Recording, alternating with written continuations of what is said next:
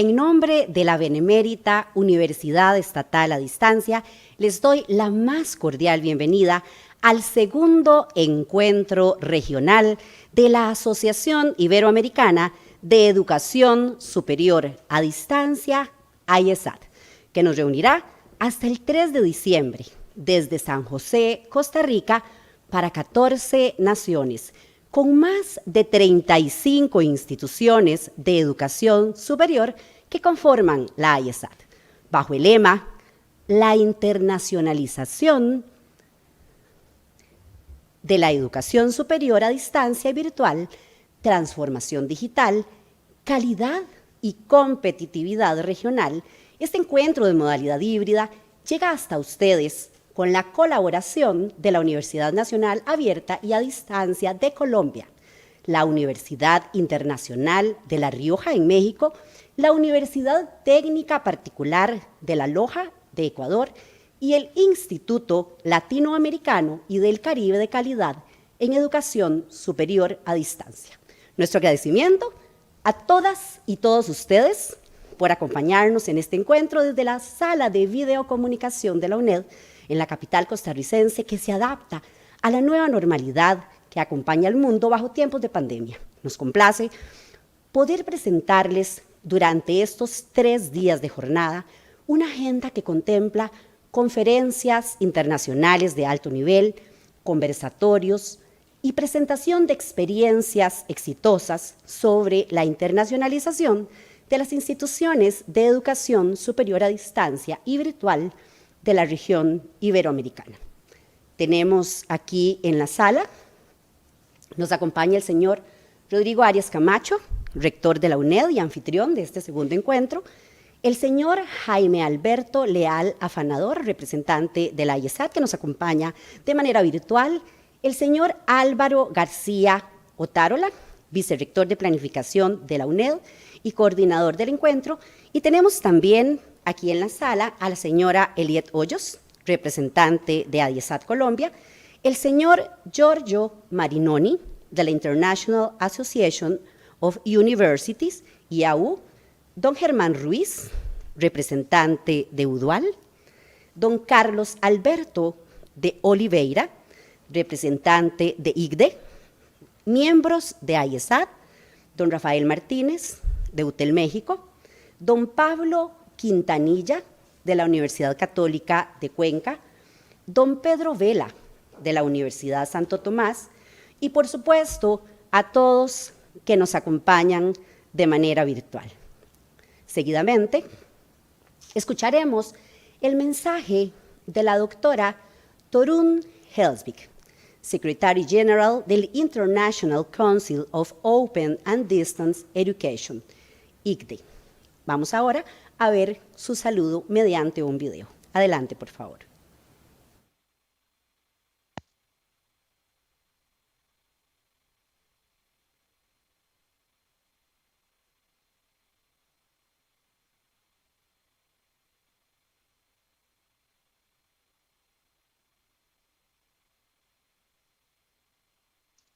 Let me first start with an introduction to Icde and a brief look back on our long and proud history.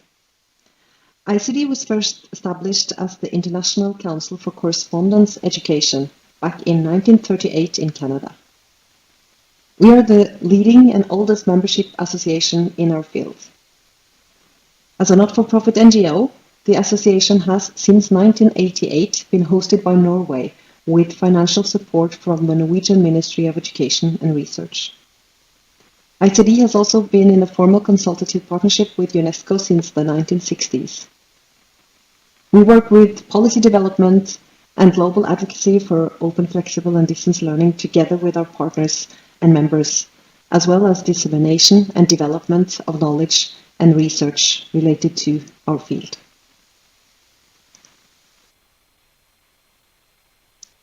The purpose and main goal for Icde has been the same throughout our long history: to foster inclusive access to education through appropriate teaching methods and technologies. It started with correspondence letters and continued with broadcasting, educational radio, TV and other media, as well as regional and local study centers, allowing for blended distance learning provisions. Now more and more learning is facilitated through the internet and mobile applications, but distance education still comes in many formats and variations across the globe.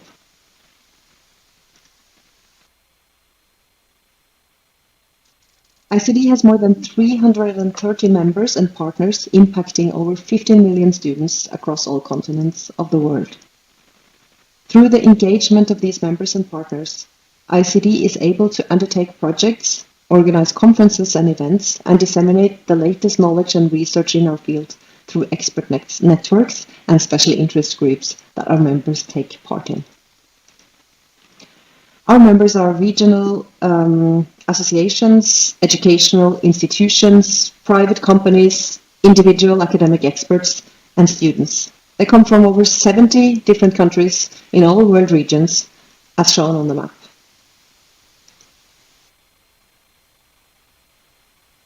The main role of Icd is to create meaningful connections among these members and experts.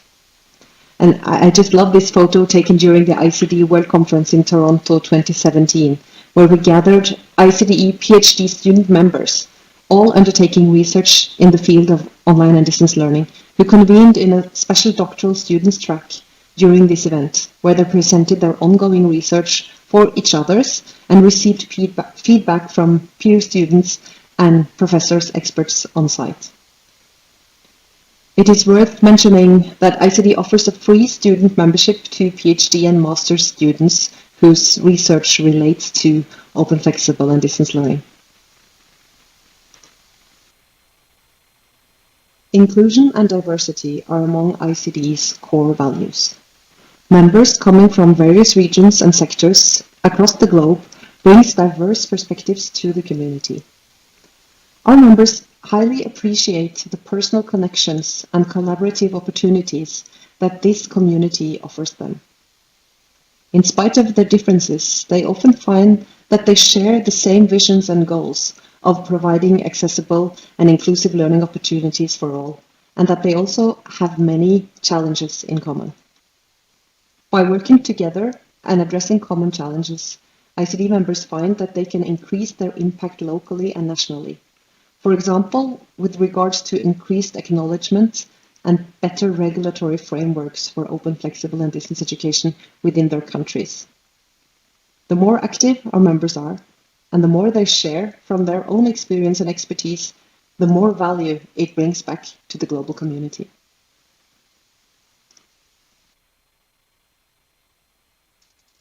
In the Icde Strategic Plan 2021 to 24, 3 prioritized areas are highlighted as areas where we should maximize the relevance and value of Icde to its members. These 3 areas are: number 1, quality enhancement of open, flexible, and distance learning; 2, activities related to OER and open education; and 3, activities related to innovative open, flexible, distance learning through new technologies. For the first prioritized area, quality enhancement of open, flexible, distance learning, Icde has established the Icde Quality Network, chaired by Professor Emeritus Alan Tate from the Open University of UK. It consists of 7 focal points on quality, appointed among Icde institutional members from all world regions. These focal points have a leading and coordinating role for quality enhancement of open, flexible, distance education within their institutions and in their respective regions. The focal point from the Latin American Caribbean region is Mary Morocho Quesada from UTPL in Loja, Ecuador, who also is the Deputy Director of CALED, the Latin American and Caribbean Institute for Quality in Higher Distance Education.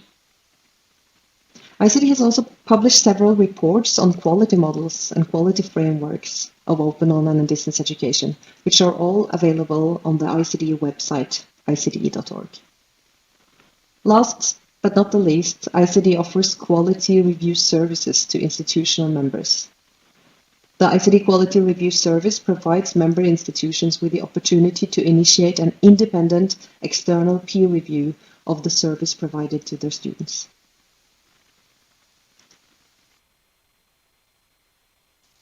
The benchmarking framework for online open, smart, and technology-enhanced higher education is a consortium initiated by Hamdan bin Mohammed Smart University in the United Arab Emirates. Several ICDE members institutions have already joined this consortium, and ICDE is an official partner since June this year. The purpose is to establish a common understanding of quality in online and open higher education and exchange best practices and experience among its members. The benchmarking framework has collaboratively developed a set of dimensions and indicators that can help higher education institutions in self-assessment and quality assurance and improvement. More information can be found on the ICDE website, and the consortium is open and free to join for new members from all world regions. For the prioritized area number 2, open education and OER, ICD also has numerous activities, projects, and networks. As a member of the UNESCO OER Dynamic Coalition, ICDE supports in multiple action areas in the implementation of the UNESCO OER recommendation, both through our Advocacy Committee for OER and through concrete projects, as shown on this slide. The Icd-Francophone OER project is established through a collaboration between UNESCO, the French Digital University, Université Numérique, and with substantial contributions from the OER universities in New Zealand. It aims to support capacity building and the development of supportive policies for the implementation of the UNESCO OER recommendation in Francophone Africa. The Encore Plus project is a Erasmus Plus European project aiming to establish a network for catalyzing open resources in education and developing innovation and entrepreneurship with OER that benefits both academia and business.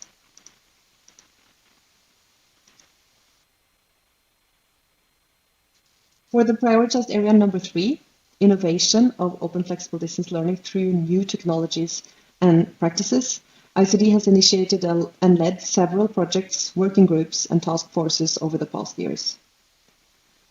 Our next conference, the Icd Leadership Summit, that takes place in South Korea, has chosen leadership for EdTech-oriented innovation in education as its main theme.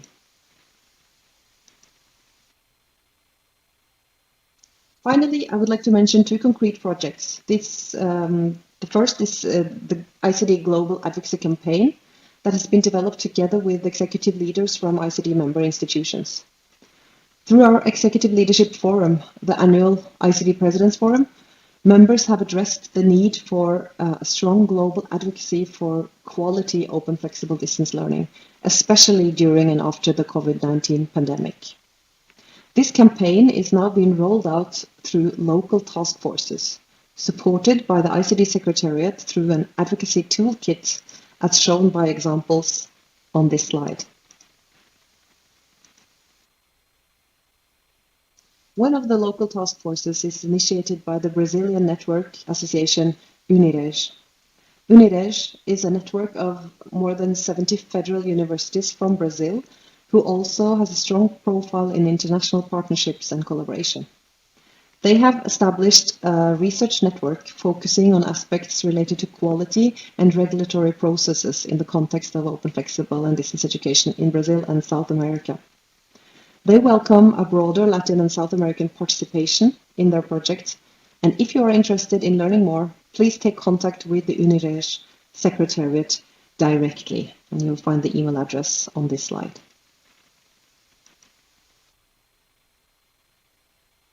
And finally, I would like to encourage and welcome those of you who are not yet members of ICD to join our global community by applying for membership.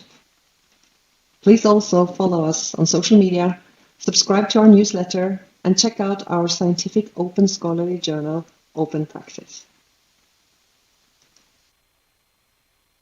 And last but not the least, don't miss out on our upcoming conference, the Icd Leadership Summit 2022, that takes place as a hybrid event hosted by Korea National Open University in Seoul, 20th to 21st of January.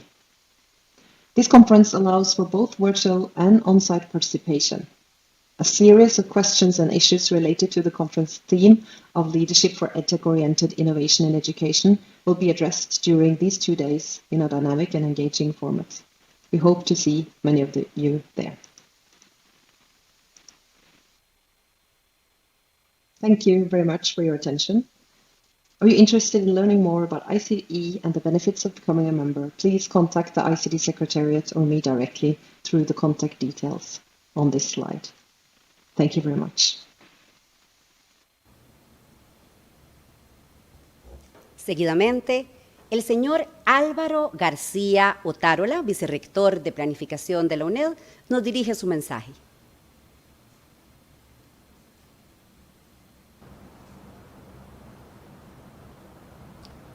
Quiero dar la bienvenida a todas las organizaciones miembros de la Asociación Iberoamericana de Educación Superior a Distancia y a representantes de las organizaciones regionales amigas de AIESAD.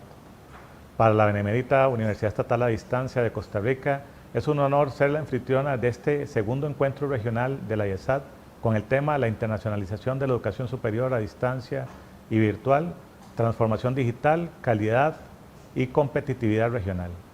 Y un verdadero placer recibirles durante estos 3 días de actividades acá en nuestra sede, casa, y su casa también, y a través de las plataformas de comunicación virtual dispuestas. Este evento surge en el seno del Consejo Directivo de AIESAD como un esfuerzo colaborativo de toda la organización con el fin de reencontrarnos luego de meses difíciles y de una gran tribulación para nuestros países y nuestros pueblos. Surge además por el convencimiento de los miembros de realzar de nuevo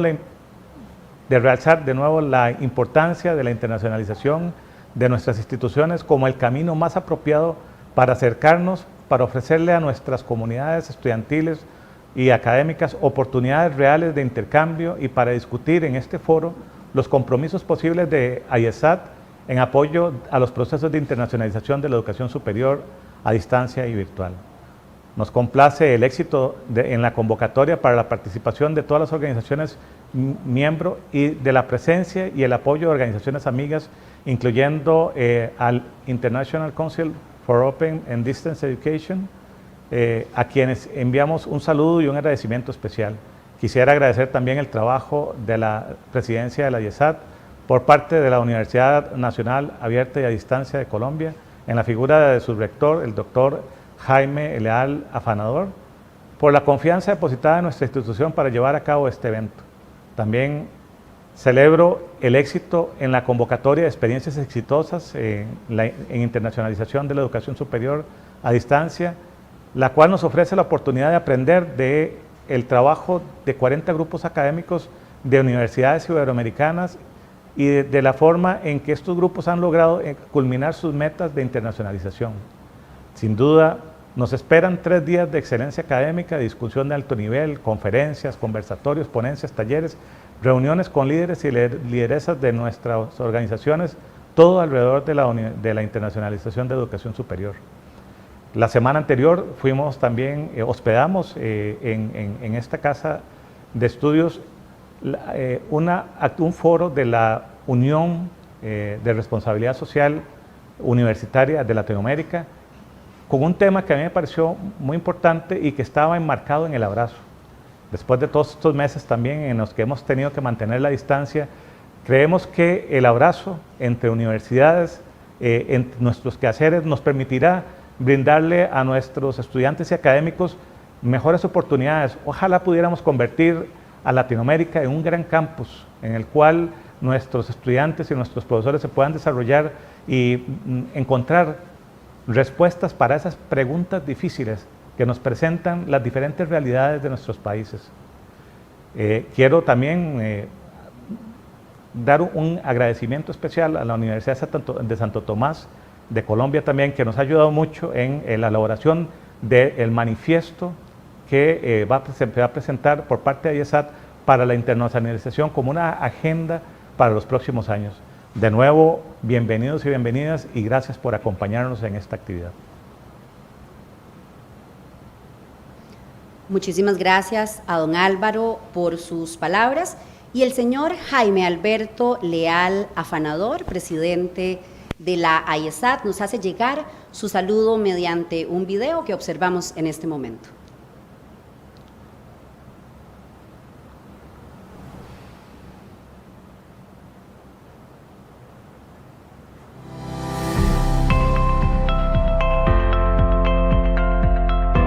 Muy buenos días para todos ustedes en el continente americano.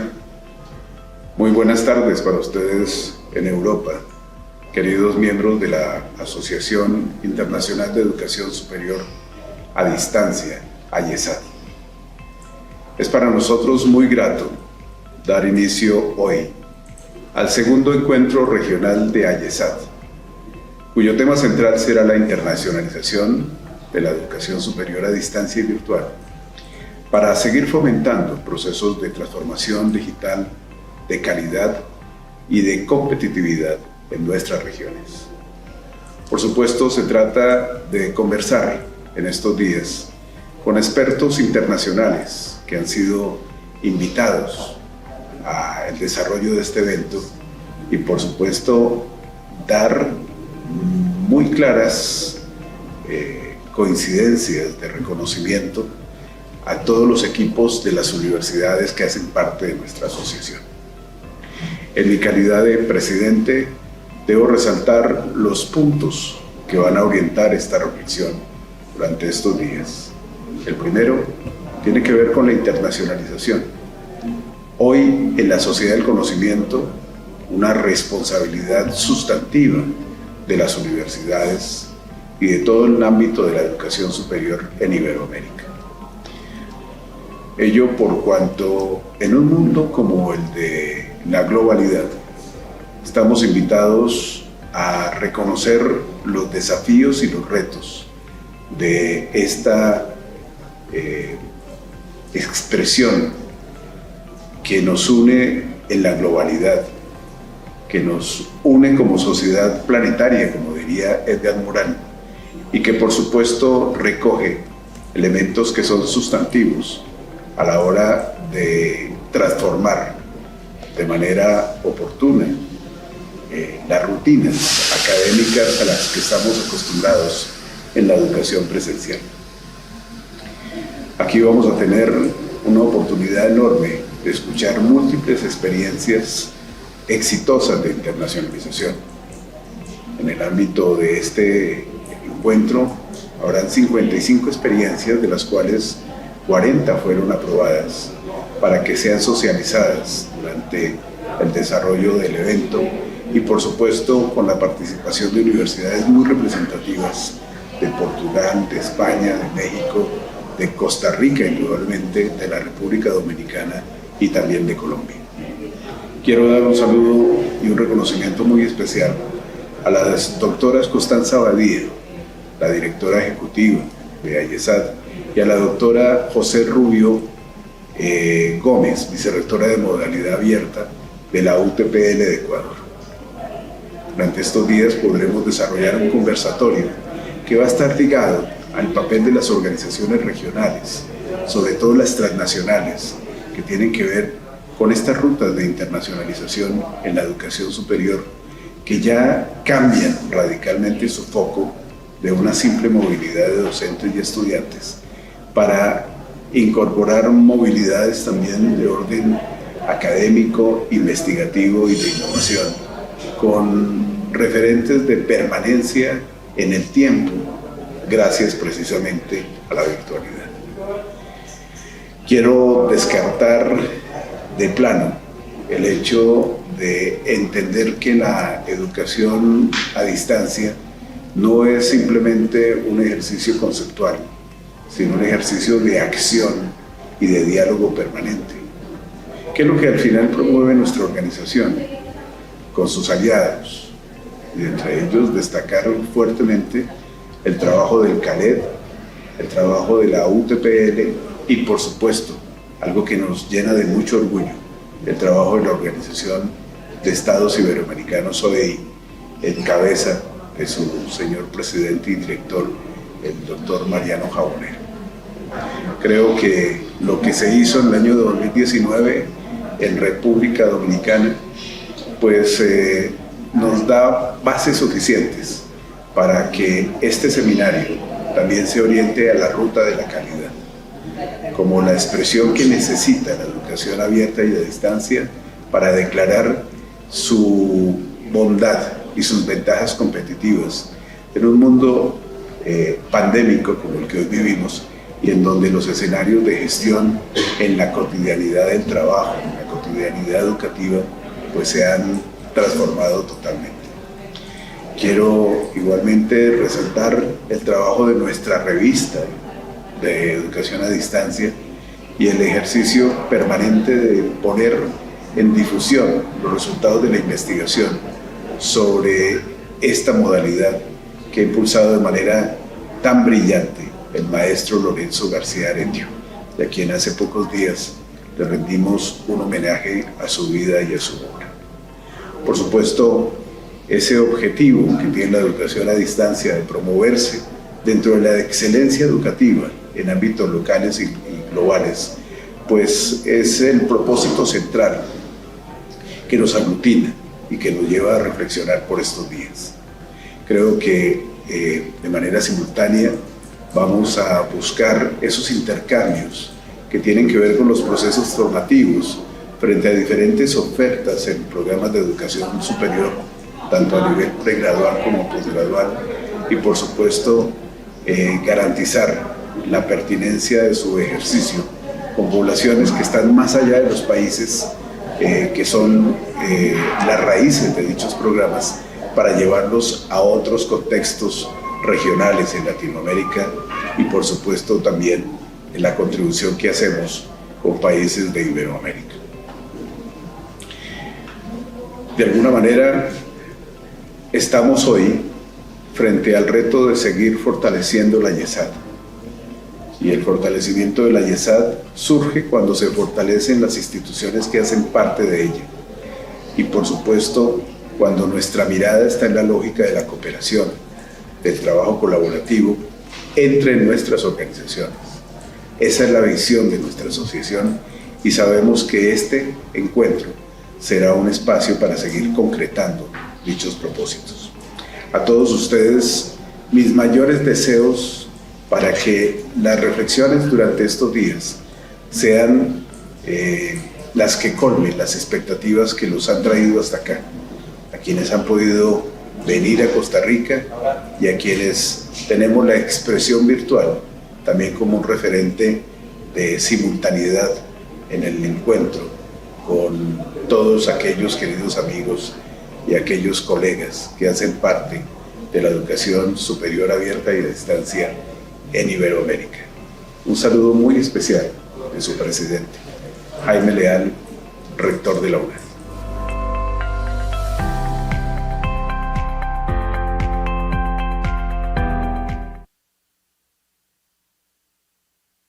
De la música del grupo residente de la UNED, Ensamble de Percusión Costa Rica. Ellos nos deleitarán con dos piezas, primero A Trompada Limpia y segundo Monilia. Así que disfrutemos de esta muestra de música folclórica costarricense.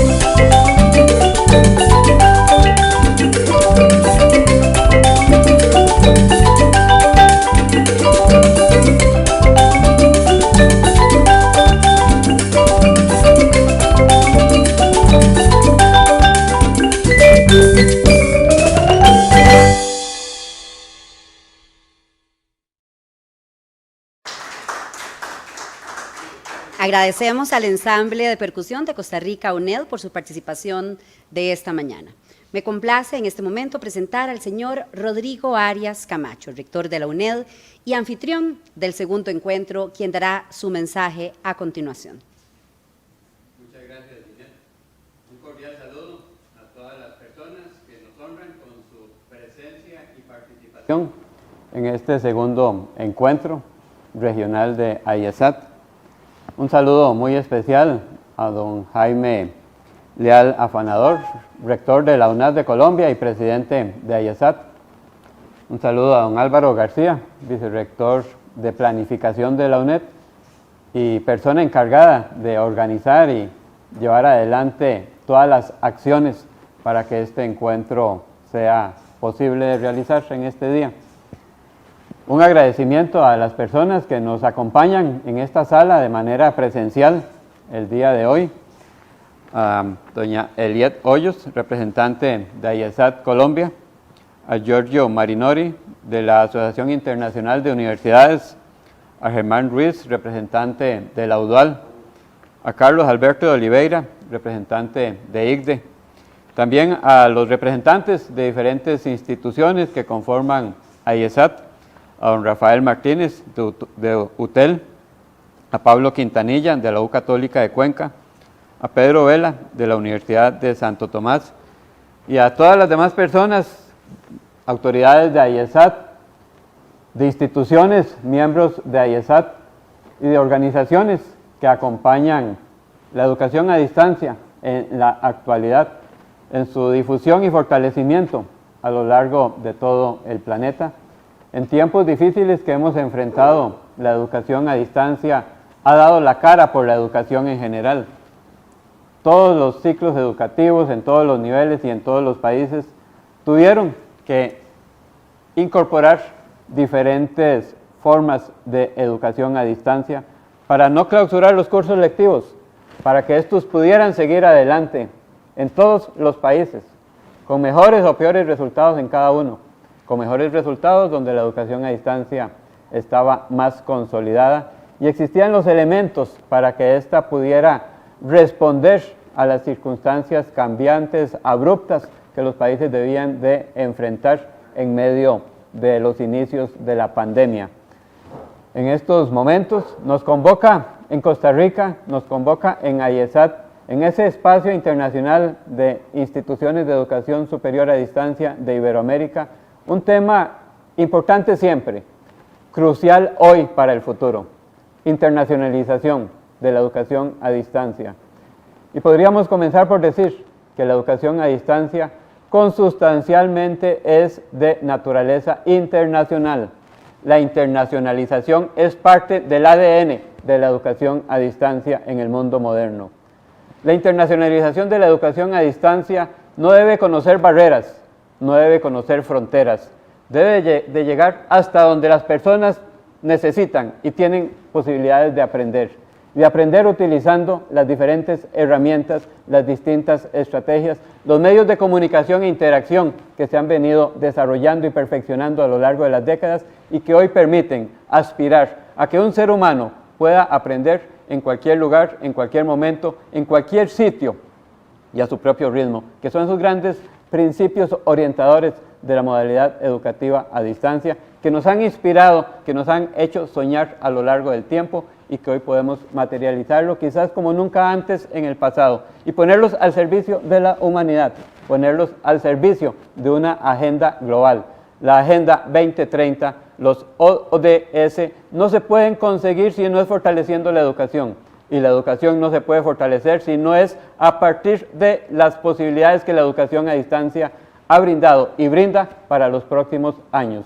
Por eso decíamos que las fronteras, las barreras al aprendizaje no existen para la educación a distancia. Y hoy, en este encuentro que nos complace ser anfitriones en San José, Costa Rica, en la Universidad Estatal a Distancia, este encuentro de AIESAD con instituciones comprometidas con la educación a distancia debe de servir como espacio de reflexión, de compartir experiencias, pero también de definir un rumbo que nos convoque a seguirlo en los próximos años, un camino en el cual la internacionalización, que como dije antes era importante y hoy es crucial, esté presente en nuestras acciones para fortalecer la AIESAD, para que a partir del fortalecimiento de la internacionalización sea una asociación que responda a necesidades particulares de nuestras instituciones y de nuestros países.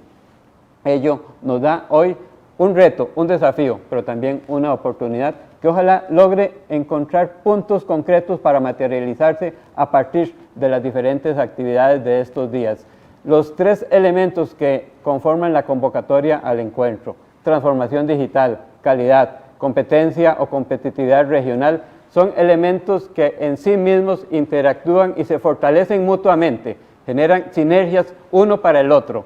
Más transformación digital es indispensable para todos los procesos institucionales, los administrativos, los de vida estudiantil y los académicos, los de investigación y los de docencia por igual, con el propósito de potenciar las posibilidades de nuestra modalidad educativa y de potenciar las posibilidades de interactuar y de unirnos con otros investigadores, con otros docentes en otros sitios del planeta. También, junto a ello, la competitividad, indispensable para que se fortalezcan nuestras naciones, se fortalezca el capital humano de nuestros países a partir de las oportunidades que la educación a distancia ha brindado, puede brindar y conjuntamente puede potenciar de maneras insospechadas antes, pero posibles hoy. Y posibles hoy nos compete a nosotros como autoridades universitarias a trabajar para hacerlas realidad. Alrededor de esos tres elementos, donde la calidad debe estar presente para que se consigan muchas de esas manifestaciones que se han mencionado a lo largo de las décadas alrededor de lo que es la internacionalización de la educación a distancia. El intercambio de profesoras y profesores, la movilidad estudiantil, el compartir materiales educativos, el lograr programas conjuntos entre universidades, la doble o triple titulación entre instituciones hermanas que confiamos en la educación a distancia, que creemos en la educación a distancia y que nos comprometemos a esa validación de nuestros planes de estudio y proyectos de investigación, creo que hoy tiene posibilidades enormes, como nunca antes en la historia de la humanidad, de convertirse en realidad y fortalecer entonces ese cuarto ODS, el de un sistema educativo que sea inclusivo, equitativo, de calidad y con posibilidades de aprendizaje a lo largo de la vida, que la educación a distancia le brinda la posibilidad de materializarse con el propósito de sustentar las bases de la construcción de nuestros países, de la humanidad, en la etapa de pandemia y pospandemia en los próximos años, para que se pueda construir una sociedad más equitativa, de mayores oportunidades para todos los seres humanos en todo el planeta, a partir de la educación, lo cual únicamente podrá ser posible si echamos mano, si volvemos los ojos hacia el fortalecimiento de la educación a distancia y trabajamos conjuntamente, uniendo lazos, cooperando para responder a las necesidades de la humanidad en este tiempo. La educación a distancia tiene un papel central que cumplir en esa reconstrucción de la humanidad para los próximos años y esperamos que este encuentro, además de servir como ese espacio para compartir, para interactuar, para reflexionar, para conversar, también siente las bases que nos definan esa hoja de ruta para los próximos años. En lograr esos resultados veremos el éxito de esta convocatoria, en la cual les agradecemos a todas las personas, a quienes están presentes y a quienes nos siguen virtualmente y a todas las que van a participar en estos 3 días del encuentro. Esperamos esos resultados para bien de nuestras instituciones, para bien de nuestros países y para beneficio de la humanidad. Muchas gracias por acompañarnos.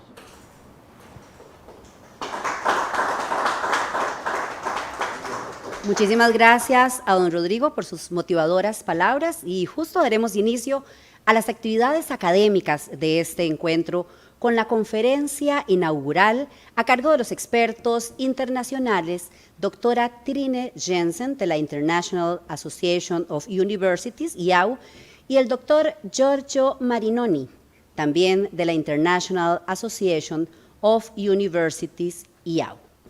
La doctora Trine Jensen ocupa actualmente el cargo de gerente de Educación Superior y Transformación Digital de la Asociación Internacional de Universidades, IAU. Ella además lidera el trabajo sobre la prioridad estratégica transformación digital en la IAU, donde encabeza proyectos que abarcan la formulación de políticas, la estrategia, la promoción y el seguimiento de la transformación digital de la educación superior con socios globales. Por su lado, el doctor Giorgio Marinoni ha sido gerente de Educación Superior e Internacionalización en la Asociación Internacional de Universidades, IAU, desde febrero del 2015. Él supervisa la internacionalización como una de las 4 prioridades estratégicas de la asociación. Entre sus responsabilidades en la IAU se encuentran proyectos de investigación, asesoría y representación externa de la asociación en lo que concierne a internacionalización. Así que con estos panelistas de lujo iniciamos las actividades académicas. Les escuchamos.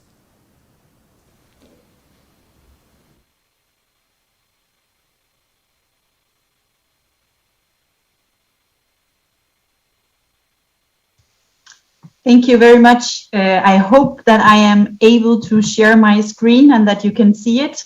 Otherwise, I count on you to let me know.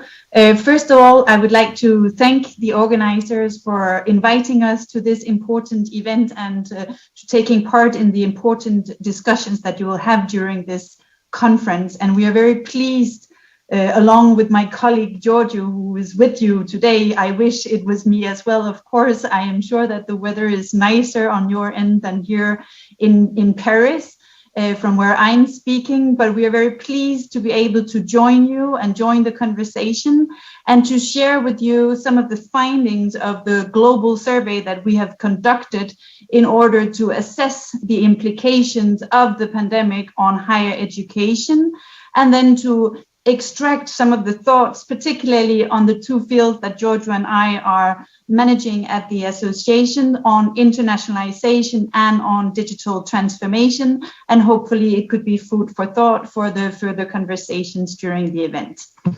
So just before moving into the content, allow me to say a few words about the International Association of Universities.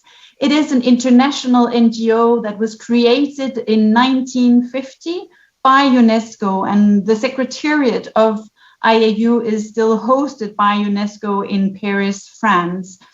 We were created with the aim of generating a global forum for networking among higher education experts and peers around the world. Today, we have more than 600 members in some 120 countries around the world. Most of our activities are structured around four strategic priorities, namely leadership, sustainable development, and how higher education institutions are contributing to the UN Agenda 2030 and the Sustainable Development Goals. And then, of course, internationalization, the area that Giorgio, my colleague, is leading, and digital transformation, the area that I am leading.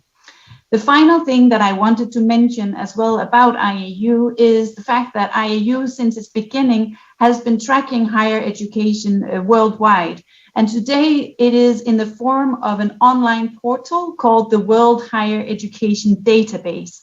It's a publicly available database where you have access to more than 20,000 higher education institutions around the world. So for those who are internationally engaged, I think that this is a rich source in order to be able to establish contacts with universities around the world. This was in very brief, a little bit information about our association, but both Giorgio and I would be pleased to tell you more in case you're interested. Let's now dive into the presentation. So we've divided it into two parts. One part where we are going to show you some of the findings of the global survey that I mentioned that we conducted 1 year into the pandemic. The report is not out yet, so it's a pleasure for us anyway to present some of the results that we have found and to share this with you today. In the second part of the presentation, we will discuss then the implication of these results for the future, particularly looking at internationalization and digital transformation. So just a little background now on the IAU survey.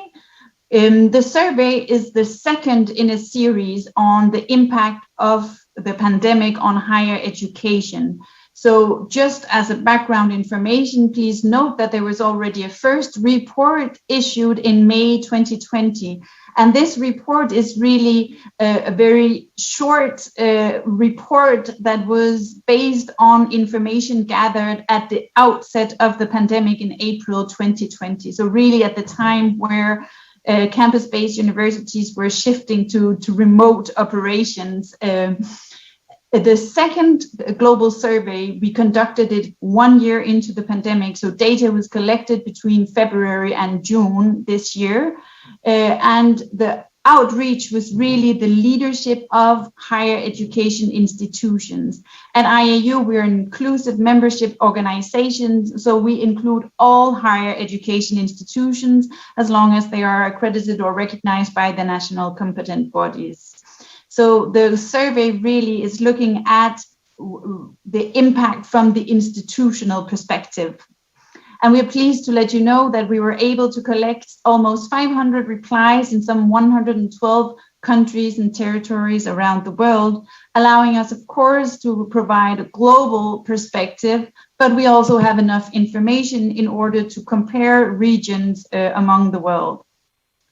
Here on the screen, you see in the first pie chart, you see the regions and the representation of the respondents broken down by region.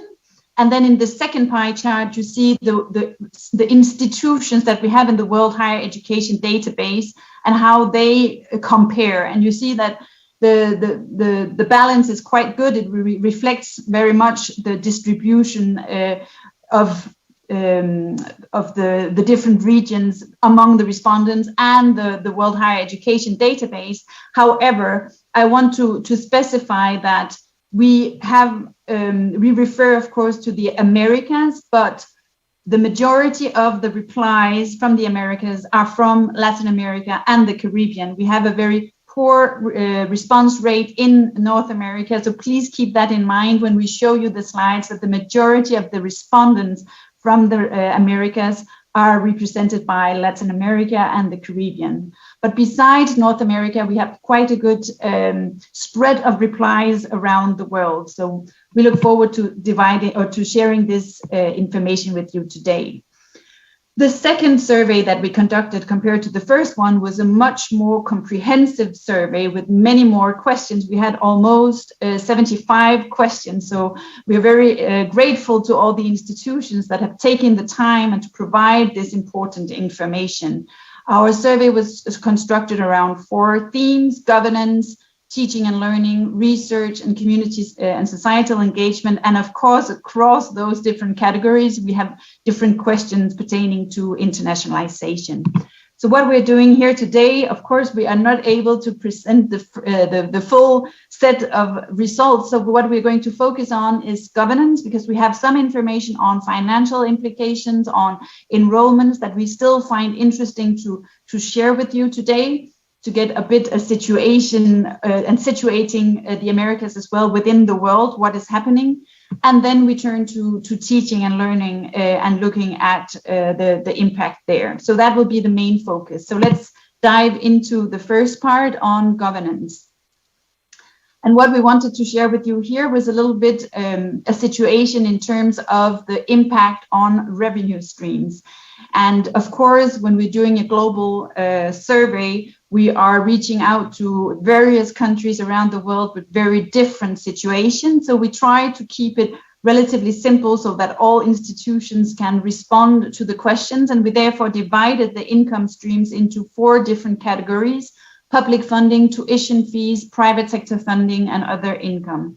And if we first look at the first 2, the core sources of funding for higher education, public funding and tuition fees, we see that the majority and more or less half of the institutions are reporting that there is a stable level of income in terms of those funding streams. However, when we look at those institutions reporting a decrease, we see that there are more institutions reporting a decrease in tuition fees, around 40% compared to public funding, where it's around 1/3 of the institutions. It is also more likely that public institutions will see an increase in revenue compared to the likelihood of an increase in tuition fees. So this shows overall a picture of the majority stability, but still some concern in terms of quite a few institutions reporting a decrease in revenue. On the other side, we see that in terms of other funding, such as private sector funding and other funding, it is actually the majority of the institutions experiencing a decrease in funding.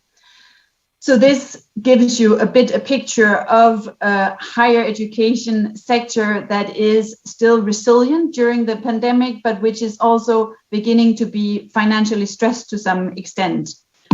Let's just have a look by region as well, and also situate the Americas within the overall world. So let's just have a look at public funding by region, and then we'll look at tuition fees as well.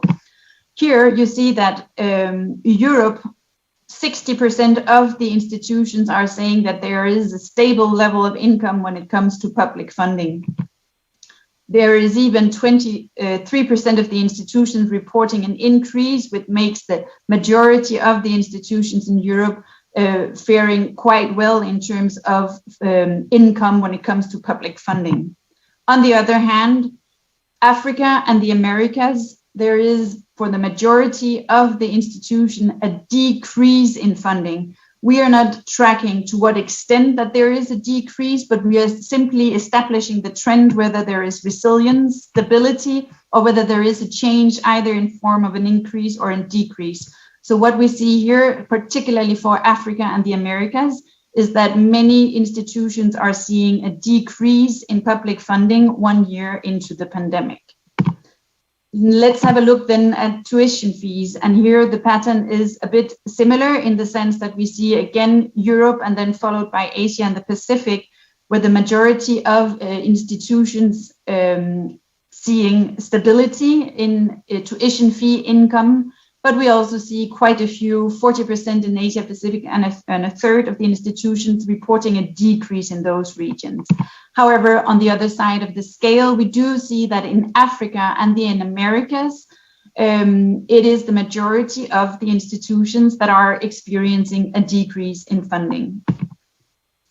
On the other side of the scale, we also wanted to kind of follow movements in terms of expenditure categories. And to do so, we again established a set of categories and asked institutions to report whether they see an increase in expenditures around those categories or a decrease, or whether it's stable. And as you see here on the global table, for the majority of the categories, the institutions are saying that there is a stable level of expenditure. The area where there are many institutions seeing an increase is particularly health, which I think makes sense in the context of a global pandemic, where many universities are called in to support the national efforts in order to fight the pandemic. More important, though, is also to see where there is a decrease in expenditure. And here it is maybe not a surprise, but still important, and particularly for the conversations that we have here today and the future of internationalization, it is that there has been a decrease in expenditures, particularly related to international collaboration and activities, most likely due to the fact that crossing border has been very complicated during the time of the pandemic. But another area where many universities are reporting a decrease in expenditures is around community and societal engagement. And that is an area where the Americas is very much engaged. So that would be interesting to discuss as well. I also brought in the table so we could look just very quickly on the trends within the Americas. And for the majority of the categories, they're similar to the global level, but there are two where they stand out, and those I would just like to mention here. And one of them is on research, where there is quite a few, 42% of the institutions indicating that there is a decrease in expenditures on research. And this is one of the things that we find very important to follow up on, because is this merely the effect of the fact that research activities are postponed due to the restrictions, or is it also a matter of reprioritizing resources on education instead of research? So this is an important factor to follow.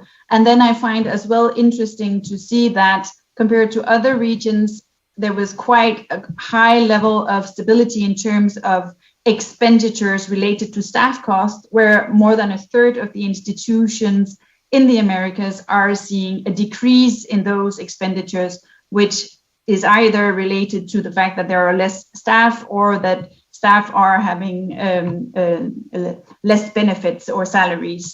So those were just two things that we wanted to share with you as well. So finally, in terms of the financing, and then we'll turn to enrollment, and I'll hand over to Giorgio, but we also asked the leaders of higher education institutions where they are 1 year into the pandemic in terms of the mindset concern regarding the financial sustainability of higher education institutions. And here you have the results by region, and here again we see that Europe, 44% of the institutions are not really concerned about the future of their institutions, but in the other regions, you actually see that the majority of the institutions are somewhat concerned about the future of their higher education institutions. If we add up the two positive and the two negative categories, we see that we have 65% of the institutions being confident about the future in Europe, whereas we have almost the same figure, but being concerned in Africa. And I think that is also important to mention here that almost half of the institutions in the Americas are expressing concern about the future. I think that this brings a first introduction to the situation, and I'll now hand over to Giorgio, my colleague, for the next part of the presentation.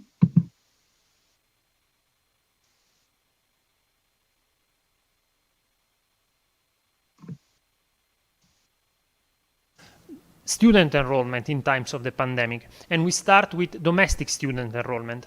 And here, as you can see in the graph, we already proposing the results divided by regions, and what we see is that at the highest number of higher education institutions, there is stability in domestic student enrollment.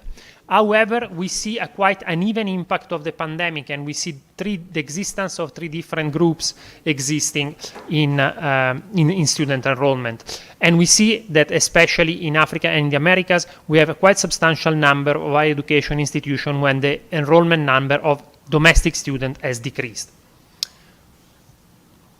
If we are moving now to international student enrollment, here we see a completely different situation, which in a way is not so surprising because of all the travel restriction due to the COVID-19 pandemic. It was somehow expectable that the number of international students enrolled at higher education institutions have decreased. And again, here we see clearly that is the case in the majority of higher education institutions in all the regions. Again, an important thing to underline is that the different effect of the pandemic on the different type of international students. So if we are comparing full degree students and we are comparing exchange students, we see that the impact on exchange students has been more severe than the impact on full degree students. So exchange students have the enrollment of exchange students has decreased at the majority of higher education institutions in all regions of the world more than full degree students. One thing that we also asked in our survey was if there was any difference on the region of origin of students. So if the impact on enrollment was different for students from the same region of the world and for students from different regions of the world. And here instead we don't see a clear impact, which could be in a way surprising, but on the other hand, we see that the majority, there is travel restrictions were mainly national based. So there is not a great difference, for instance, here to attract a student from Nicaragua or a student from Japan. The barriers are there for both of them. And this is especially true for exchange students. When we are moving to the international students dropouts instead, so these are the students which have already enrolled in a full degree or in an exchange program.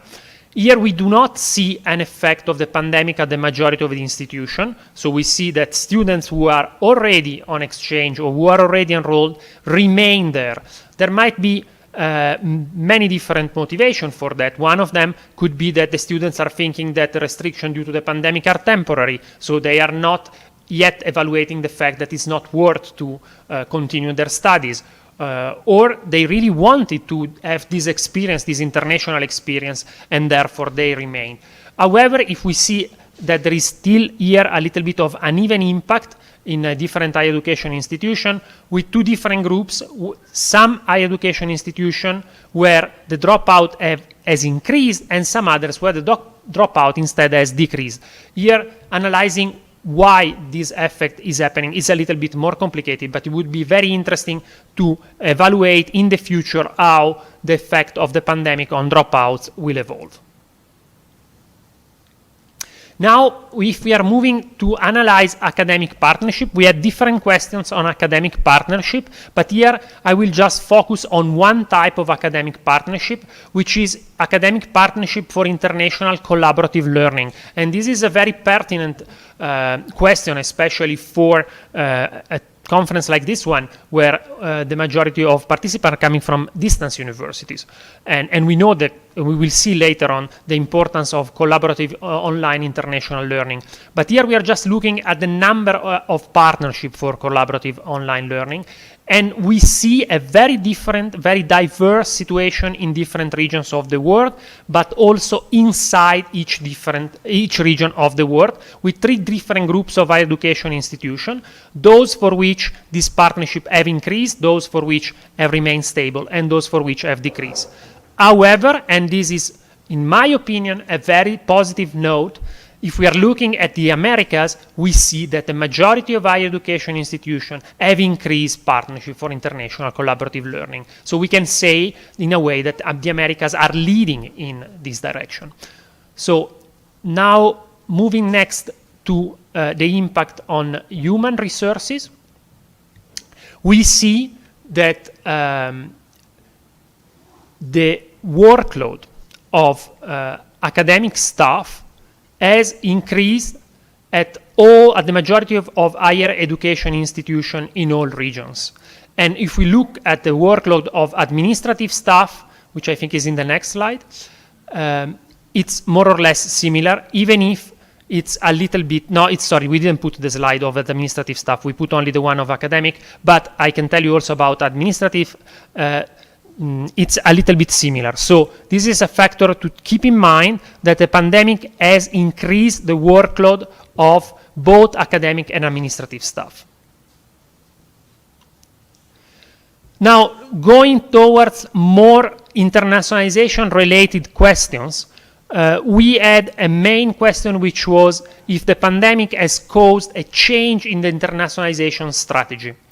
And the majority of respondents said that the strategy has not changed yet. And I would like to underline this word yet, because probably the time that we conducted this survey was too early to see a change in the strategic approach to internationalization. And this we know it because we see that a substantial number of higher education institutions have replied exactly, no, we have not changed it yet, but we are thinking about it. And this is very interesting. And if we are looking, when we asked to the higher education institution that they said that they were changing the internationalization strategy, or they were thinking about changing their internationalization strategy,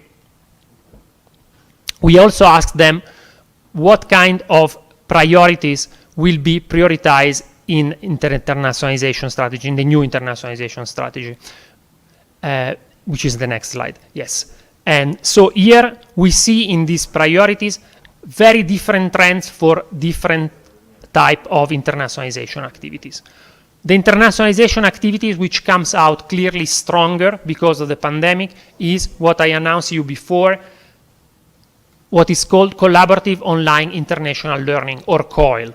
And here we see that this has been increase in importance at the overall majority of higher education institutions. The second one is also a very important one, and is internationalization of the curriculum at home. This again has been prioritized as an internationalization activity at the majority of higher education institutions in the world. And these two activities are particularly relevant also for distance universities. And I think this is very important to underline in this context. Third one, which saw an increase at a considerable number of higher education institutions, even if here we see a bit more uneven impact, is its staff training in intercultural and international competencies.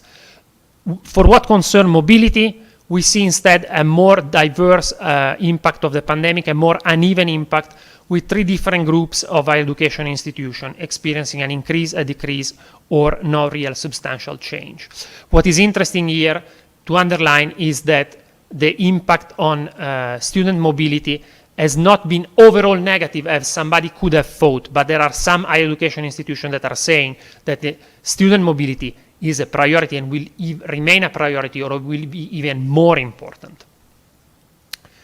So just here very quickly, because I spoke already about it, this is the regional distribution of the increase in importance of internationalization of the curriculum at home.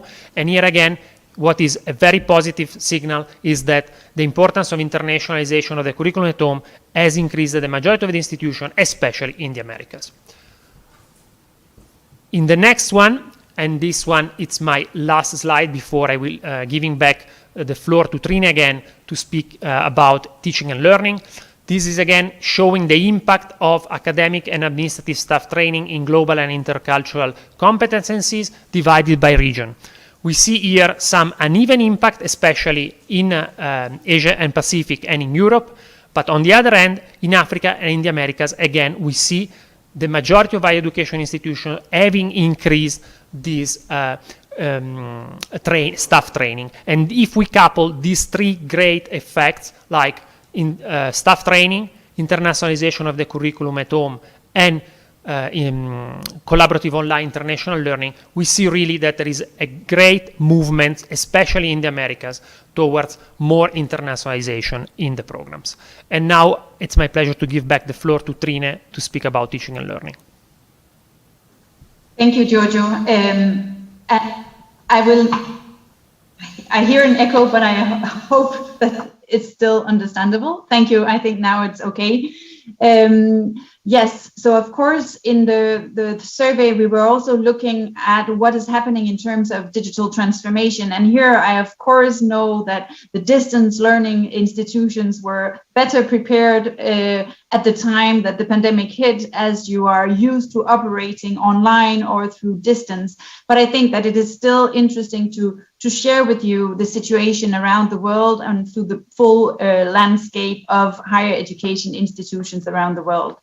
And here what we see in the second survey compared to the first one is that there is a higher share of institutions that have been able to move their operations to remote teaching and learning, 89%, which means that only 11% are not able to provide remote teaching and learning. The proportion is slightly bigger in Europe, as you see, and a bit less important in Africa. Yet it is still, particularly for Africa, a huge increase in numbers compared to the first global survey that we conducted really at the outset of the pandemic. To all those offering remote teaching and learning, we also asked them, so to what extent are you able to reach out to the student population? And here we see at the global level that that institutions are indicating that they reach out in average to 86% of the students. That is a bit higher in Europe, where it concerns 92%, and a bit lower in Africa, where it is 3/4, so 74%. But when we look into the data in a bit more detail, and we just extract all those saying we are actually reaching out to our full student population, this only concerns, or 40 only, I don't know if it's a good term, but it concerns 40% of the institutions in Europe, but only 14% in Africa. In the same manner, if we shift it around and look at how many of the institutions are actually only able to reach out to less than 50% of their institution, it concerns only 2% of the institutions in Europe, but it actually concerns 1 out of 4 institutions in Africa. So it means that at least for campus-based universities, it has been a real challenge to be able to reach out to their students during this period of time. Now, this is your specialty as distance learning institutions, so the situation has probably been different from your perspective, but I think that as the higher education landscape is changing, it is important to understand the changes from both the sides of the coin, if you wish. We also asked a question about to what extent that higher education institutions are increasing the use of digital tools and the related capacity building that comes with it. And as it's not a surprise, you will see we actually only included data about those who expressed an increase in the use of those different tools and technologies, because it was overwhelmingly high, the increase, as you can see here. 96% of the institutions saying an increase in the use of online learning.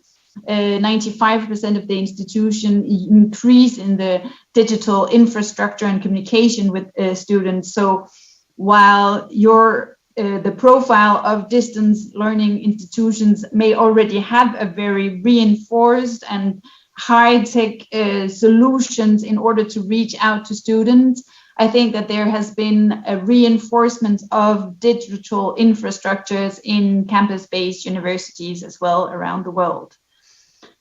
The question is to what extent that this will also lead to an increase, for example, in the use of learning analytics. For the time being, that is the one that you see at the end of the table, a little less pronounced here.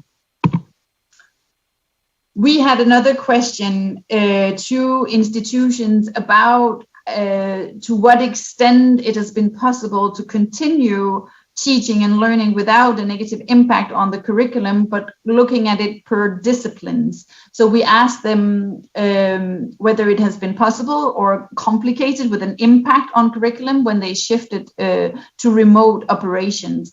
And as you will see here, we see a pattern of some disciplines being more easy to teach from distance, such as the humanities, business and administration, law, social and behavioral sciences, whereas other disciplines such as health and welfare, agriculture, physical sciences, engineering, manufacturing, construction, life sciences, where there is a higher need of access to laboratories, to special material or to practice, that made it more difficult to teach it from distance. But this is maybe also something that could be interesting for conversation, because you have the experience in teaching different disciplines from distance. So here we share with you the trends that came out of our survey. We also asked institutions to what extent that there was an impact on the curriculum. And for that, we see that 7% of the institutions said, yes, there was an impact on the curriculum. 36% of the institutions saying yes for some of the program or courses. 37% saying no, not really an impact on the curricula, but rather consequences in terms of the delivery or the implementation. And then finally, 20% saying no, there were no impact on the curriculum. So for the 80% that actually did say there was some kind of an impact, we asked, but what type of an impact? And you will see here, I'll just develop the three first ones coming up highest in the score here, that 50% of the institutions are saying that our curricula has a more theoretical rather than practical focus because of the restrictions due to the COVID-19. The second category, on the other hand, is our curricula became more practical in a sense of using case studies, problem-based learning in an effort to trying to engage students from distance. I mean, these two could seem a bit opposite, but the way that we read it is that those disciplines that has more difficulty in shifting to remote operations, teaching and learning, they may have a tendency to move towards more theoretical approach to teaching and learning, whereas other disciplines such as the humanities, business and administration, and the arts, there is maybe more a tendency to use more case studies, problem-based learning in an effort to engage students from distance. Finally, another one that is important, and I think that is also relevant for your conference here, is that many are underlining that the curricula are more flexible, that students have more freedom in choosing their learning path. And I think that this is maybe one of the important findings that can inform as well the future, where students can contribute more to shaping their learning path according to their needs. So these were the results of the survey that we brought into the conversation here today. And now we would like to turn to a few perspectives or considerations for the future. And as you see here on the slide, in terms of digital transformation, I think that there are some clouds and some silver linings. So I will start with a few clouds and bring those to your attention, and then end on a positive note on my side before I turn back the word to Giorgio to conclude on internationalization as well. So let's have a look. I think that what we saw throughout the results in the survey, that we are still in a world of inequalities. There are different means of access to higher education, and it depends very much on where you are situated, to what extent you have access to digital opportunities, to the devices that you need in order to access, whether it's higher education, information, knowledge, communities, etc. So I think that building bridges in a world of inequalities must remain a key priority moving forward. We have seen an exacerbation of inequalities due to the pandemic. We also note that there is expanding digital infrastructures, particularly in developing countries, but we also see that developed countries continue to reinforce digital infrastructure. So it seems like even when we start or aim at closing the gap, it still continues, because we started this pandemic at a very different starting point, depending on where you are located, in which country, and even within countries, whether it's in urban parts or in rural parts of the countries. So we still have major issues to overcome in terms of making the potential of the digital transformation available to all. And I think that this is really a global issue, and we must recognize it as a global issue in order to find global solutions.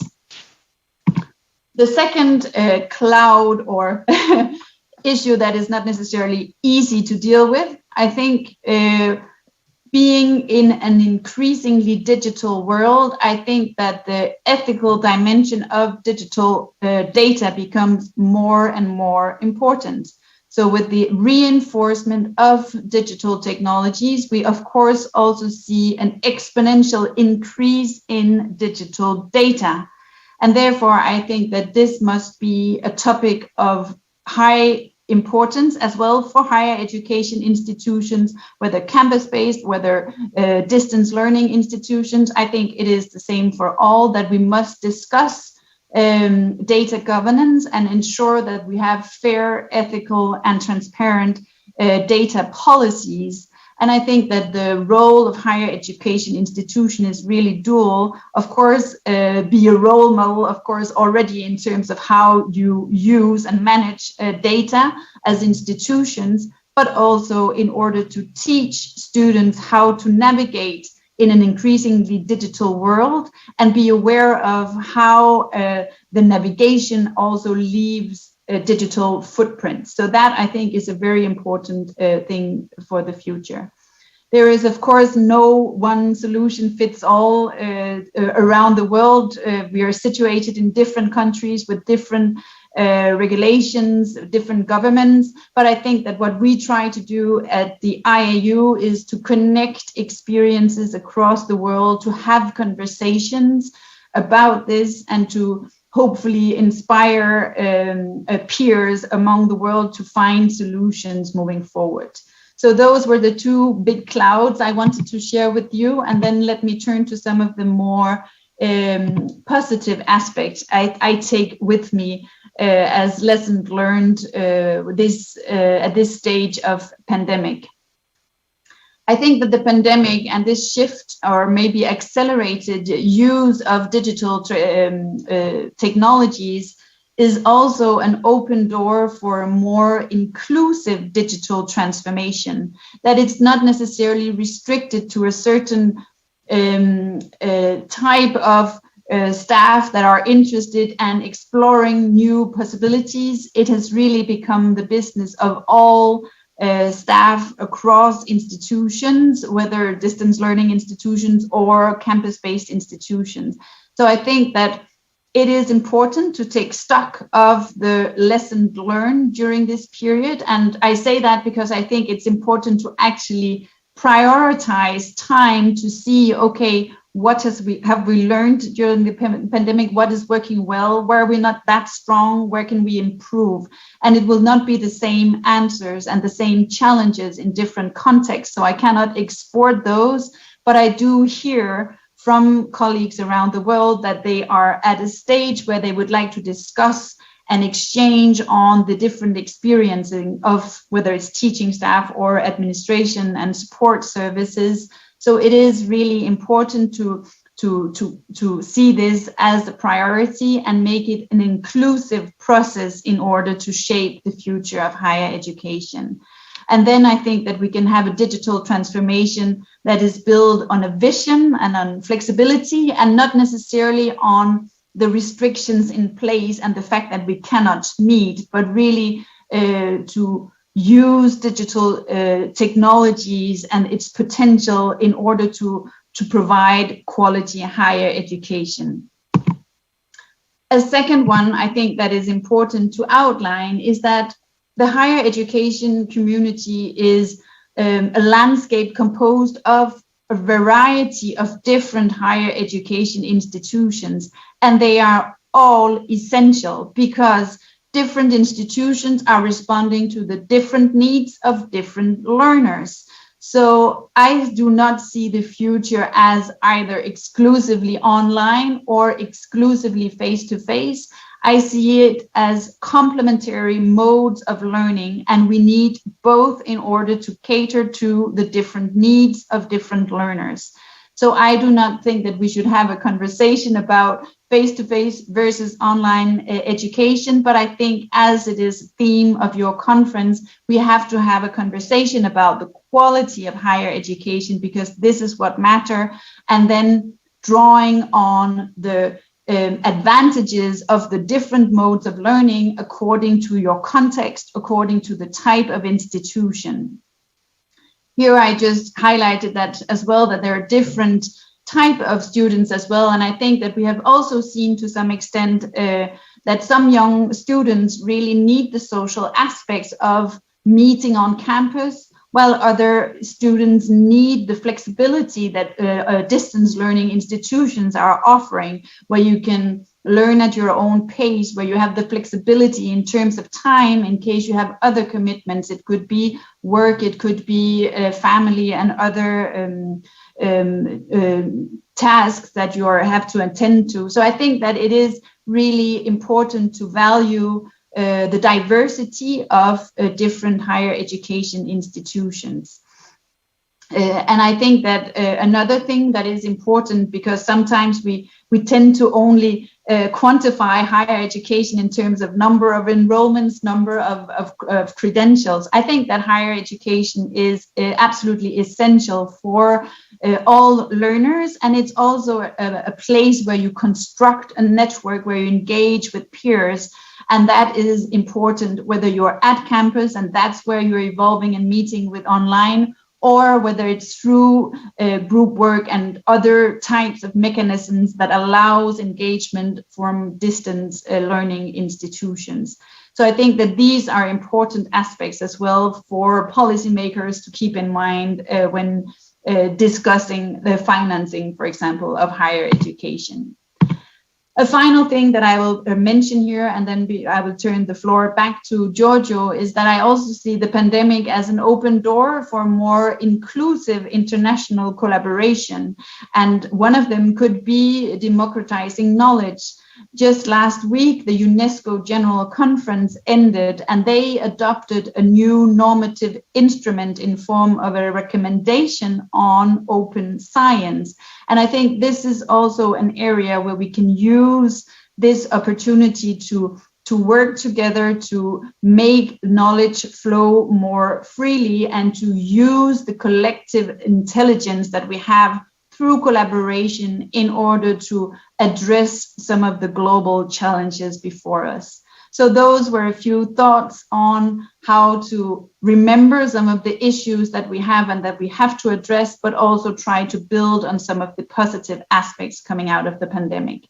Giorgio, I turn it back to you now.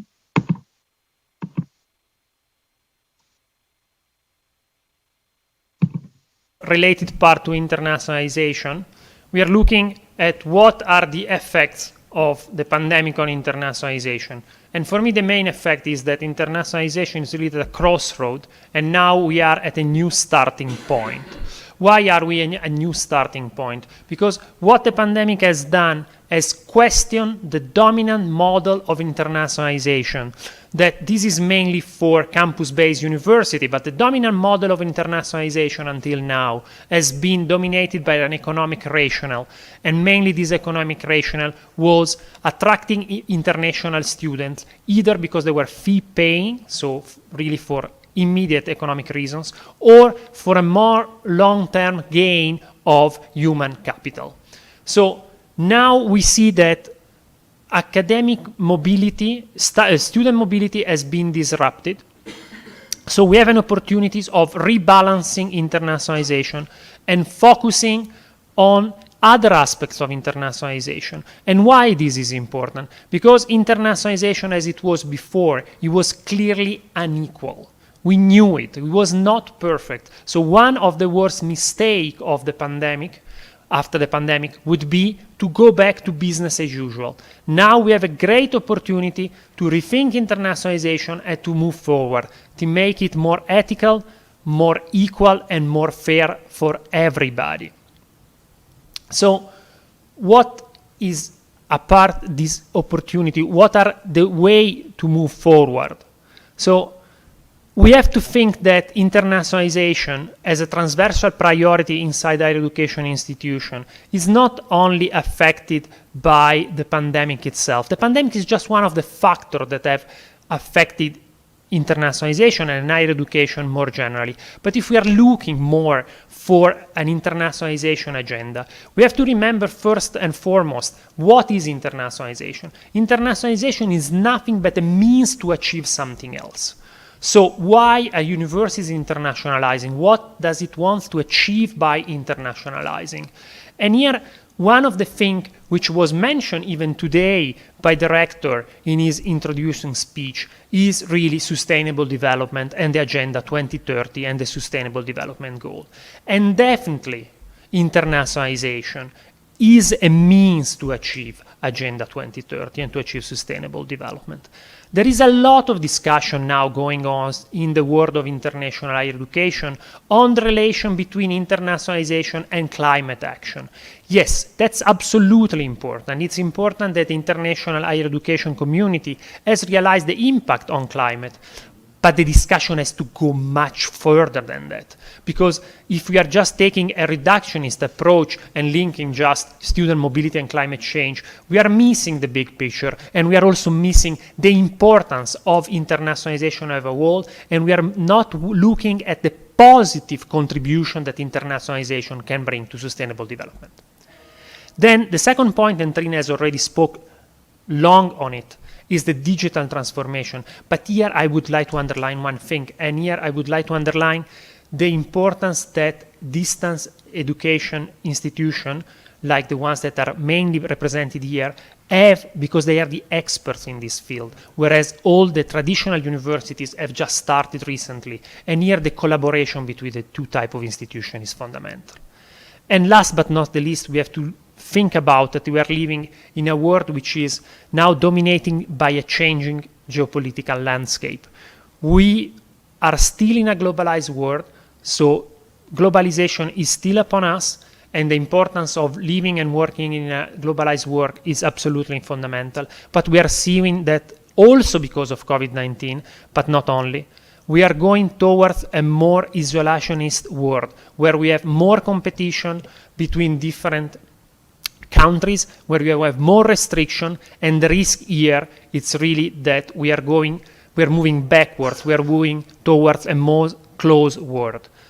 And I would like to close on one note. When I prepare this presentation, before moving to the next slide, I want to say something. When I prepared this presentation, it was not yet out, this new variant that, of the virus, that now is the first reaction of government has been again panic and closing borders and isolating. This has not worked, will never work. And the World Health Organization said it since the beginning, but again, we have not learned the lesson. And this is something which is really a point where the higher education community can fight for, because the universities, the name says it, they are universal. And they should understand that a global challenge as the pandemic can only be solved by global solution. And let me finish by moving to Spanish. El otro día he leído un artículo en El País que estaba hablando exactamente de la situación de la pandemia y decía que los gobiernos, especialmente algunos gobiernos, han agido hasta ahora con egoísmo y estupidez. Más estupidez que egoísmo. Yo creo que ahora tenemos que cambiar y pasar a la solidaridad y a la inteligencia. Y por eso creo que lo mejor son las universidades. El mundo académico tiene un potencial increíble y nosotros ahora es el momento de agir porque tenemos la posibilidad de mejorar el mundo. Muchas gracias.